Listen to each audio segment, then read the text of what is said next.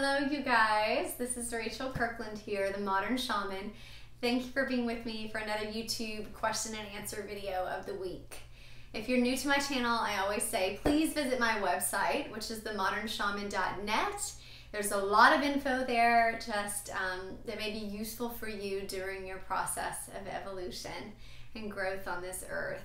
So if you're into this kind of thing, I'm glad you're here. There's a lot that's available also just on this channel. If you go back into the archives, there's years of weekly videos, so feel free to utilize whatever is beneficial for you. I will say I'm starting back on a little bit of my touring schedule. In August, I will be in Raleigh, North Carolina at the Body, Mind, and Spirit Expo. So if you live anywhere near there or you know someone that's near there, please come out and see me, visit me. I'm doing a free lecture as well on that Saturday. So come on out and connect. I'd love to connect with you. After that, I'm going to be in Houston. I think that's all that I'm doing in 2020. Also, make sure that you visit the website and look up any of my online training. Those modules are helpful in so many ways that kind of are targeted towards specific interests and things that you might want to be working on in your non-physical development. There are 44 modules and all of them deal with different topics, even though they are cumulative and build on one another. I developed it to where you can learn independently through each separate module, or you can do the whole thing as a masterclass. So that's available, and I hope that you guys take advantage of what is offered there. All right, so the question says, Rachel, I was wondering if you could do a YouTube video on people pleasing. Now that I'm doing spiritual work as an entrepreneur, I'm recognizing that there are so many voices of others in my head. How I should be or what I should change. It makes my own personal voice feel confused. I've gotten so used to adjusting myself to please others that I've lost sight of my authentic self. Do you mind speaking more on this? Thank you. Okay. So I have to say something first before I get into the overarching topic of people pleasing. And the first thing I have to say is that you can't lose yourself, honey. I mean, I want to just talk in like connection. You can't lose yourself, sweetheart. You cannot lose yourself. You are the self.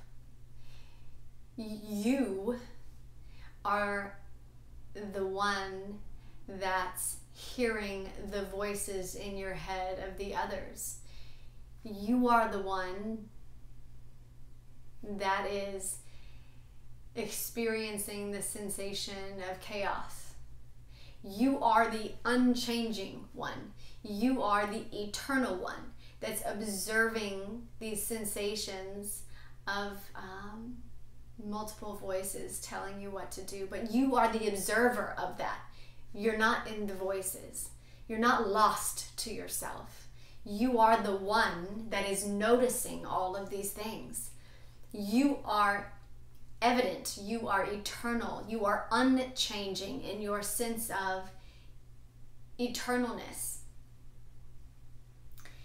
And you are choosing form to manifest through, and that form has experiential references of chaos, has experiential knowledge of a sense of loss or frantic people pleasing.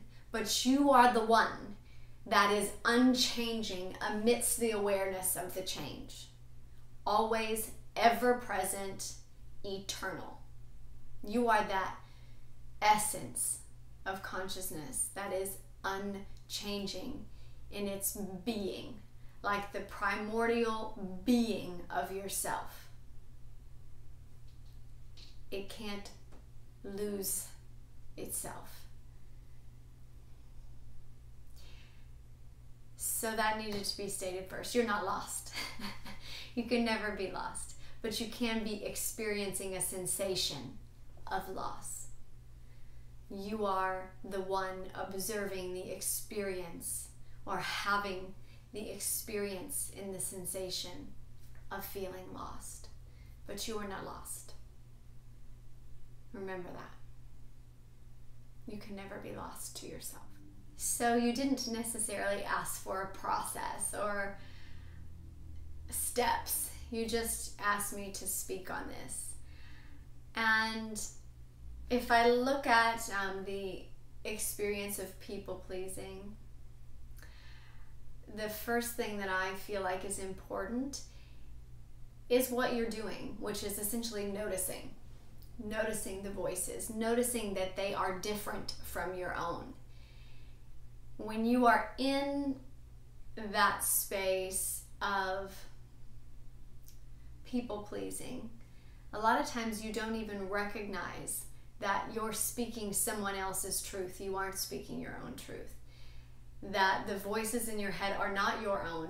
They are the voices of your ancestors, your parents, your previous spiritual gurus or mentors.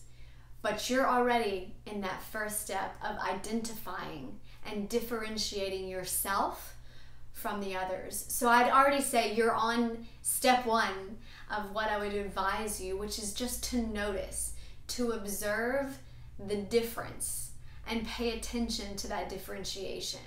We go through cycles like this where we shed our skin. And this is part of that shedding, recognizing this no longer fits me. This voice is not really telling my truth. This is not really my own doubt even. These were the doubts and the fears of my parents. These were the doubts and the fears of my friends. This is not actually me. And I don't even align with what they're saying. So that recognition is step one. And if you're already there, keep going on that process. And the next part of that process is the evaluation, which just naturally comes up, like organically and intuitively. The better you get at recognizing the difference in the voice or the tone or whatever's coming up, when you notice that it's not yours, the next phase to that is evaluating the resonance with it. Is it true for you or not?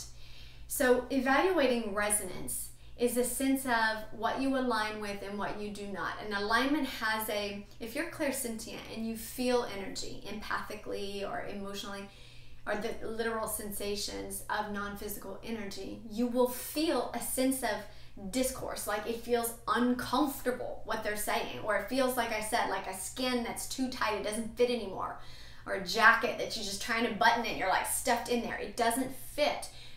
It feels uncomfortable. There is a discourse with it.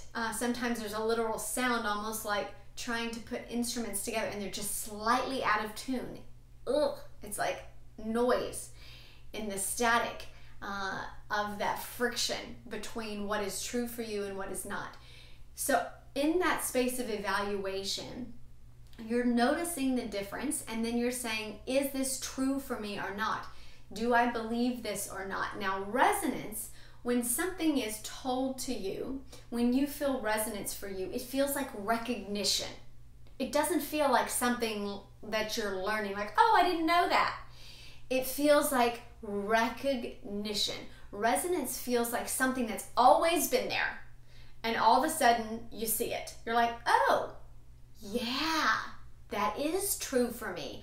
I feel that in my bones. That is my truth, not somebody else's truth. They may have used their language to shine the light on what you already know, but it always comes from an inner resonance of truth within you. It's recognition that you already know that, and you already know and have had experiential knowledge that that is true for you. And hearing them say it lines up with an alignment of the soul that says, yes, that's true for me also. Or the opposite. No, that's simply not true for me. It may be absolutely true for you, but it's not true for me. I don't feel it. And you may feel something when you're 5 years old is true for you, and you may feel something completely different when you're 10 years old that's true for you versus when you're 15 years old that's true for you, because as you're evolving, you're constantly shedding these skins that are no longer true. This is the journey of evolution. right? So something that was true for you when you were 10 and you're like, this is absolutely true for me, may no longer be true for you when you're 15 or when you're 20. And this is good, this is right, this is relevant, this is evolution in your spiritual journey. And if you are growing and if you are seeking to grow, you should always feel that shedding of the self and growing. You will go through cyclical cycles of that sense of shedding an old skin and rebirthing a new aspect of the self. The next thing that I would tell you to do, and this is super important, don't skip this step, is to validate your inner wisdom. Validate your knowledge from within. Don't just go from noticing to evaluating and then moving on. You notice, you evaluate, and then you validate. Now this does sound like a little step process, but in my head it's natural. It's an organic flow. Like you'll go through that process without having to think, oh, what step am I on now? Am I evaluating or am I validating? It will just naturally happen, right? And the validation, sometimes when we tend to go too fast, we'll go through this step, but it will feel like we don't give enough time to it. We don't speak it out loud that this is true for me or this is not. So give a sense of validation for what you know to be true for you or not. Like what that inner voice is saying and how you've evaluated it and what you found to be true or not true for you.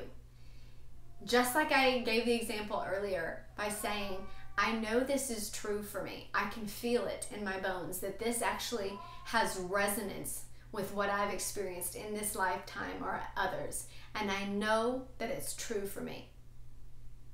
Or the opposite, give validation to the fact that this simply is not true for you. This simply does not fit any longer. This simply is not relevant for you in the way that it was relevant for you 5 years ago. It served its purpose, and now you've grown into a different you. Give validation for what you know to be true for yourself and what no longer is true for you. When you begin that process of validating, which has expression in it, meaning you are stating what you feel, what you believe, what you have resonance with, what you are finding is your truth, then you'll notice that the people-pleasing aspect starts to feed the self. It starts to send the energy back into your own sense of sustenance.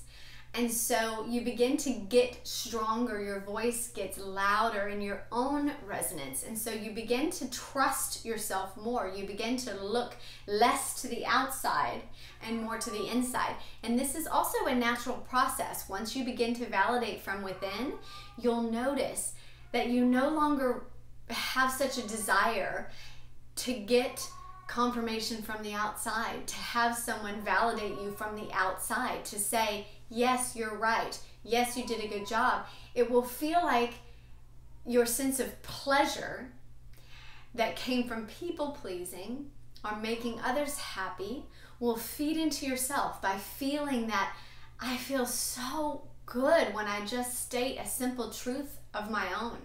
I feel so good when I admit that that belief system no longer fits me. That relationship no longer fits me. I feel so strong in my sense of self. And this is a self-sustenance feeding of energy. The trick here is that if you're empathic, you may feel the emotional reaction of the person or whoever it is that you're used to people pleasing. So you may feel their letdown. You may feel their disgust, even if it's extreme, or you may feel their sense of rejection.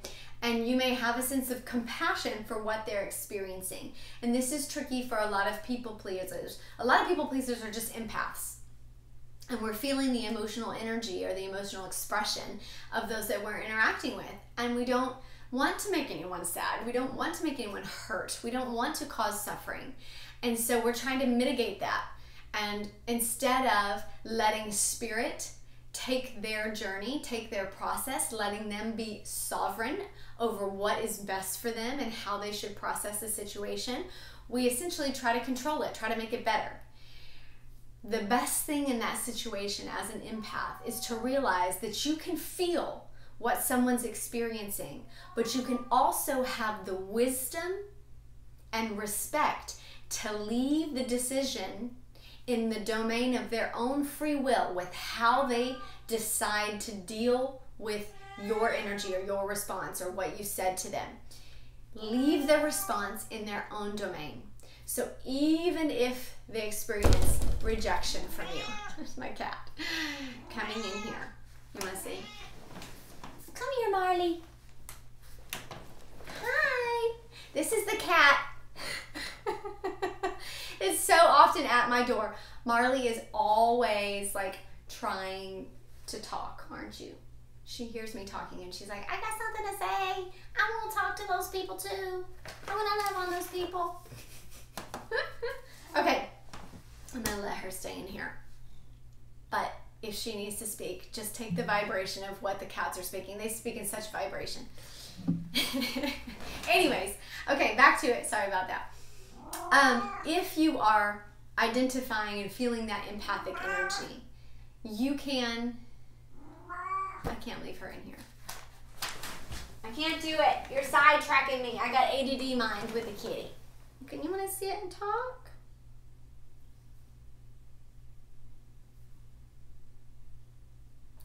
She senses energies. So like I was saying, if you are empathically feeling their suffering or their reaction to your truth, to your validation of what you know to be true that may be different from theirs, or a belief system that may be different from theirs, and then you're feeling their emotional reaction, instead of taking it on yourself and taking the responsibility, give that responsibility back to them in a sovereign energy of their own free will.